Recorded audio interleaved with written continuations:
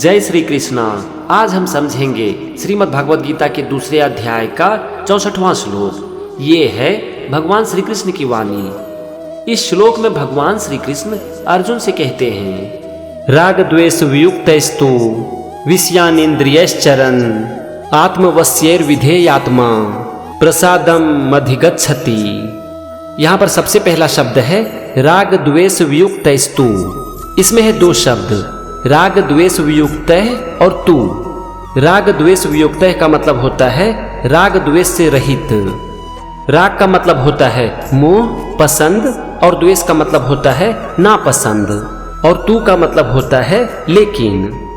इसके बाद है विषयानेन्द्रियश्चरन्। इसमें है तीन शब्द, विषयान, इंद्रिय और चरण। विषयान मतलब विषयों से यानी कि चीजों से, इंद्रिय मतलब इंद्रियों के द्वारा, चरण का मतलब होता है विचरण करता हुआ, उपयोग करता हुआ यानी कि यूज करता हुआ। तो यहाँ पर पहले वाक्य का मतलब हो गया कि पसंद और नापसंद से मुक्त होकर इंद्रियों द्वारा विषयों में विचरण करता हुआ। अब हम आते हैं दूसरे वाक्य पर और यहाँ पर पहला शब्द है आत्मवश्यैर्विधेयात्मा। इसमें है दो शब्द, आत्मवश्य और विधेयात्मा। आत्मवश्य मतलब अपने वश में की हुई और विधेयात्मा का मतलब जो अपने मन को अपने अधीन कर लेता है।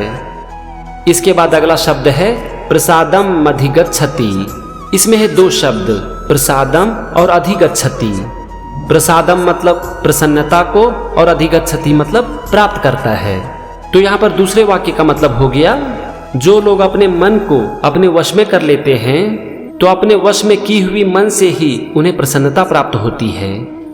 हमने दोनों वाक्य के एक एक शब्द का मतलब समझ लिया।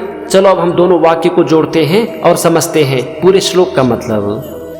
भगवान श्री कृष्ण अर्जुन से कहते हैं कि हे अर्जुन, जो लोग अपने मन को अपने वश में कर लेते हैं, जिनकी इंद्रियां पसंद और नापसंद से मुक्त हो जाती है, वे अपनी इंद्रियों के माध्यम से चीजों का आनंद भी लेते हैं और मन की प्रसन्नता को प्राप्त भी करते हैं।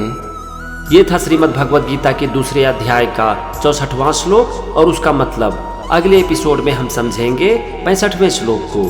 तब तक के लिए जय श्री कृष्णा।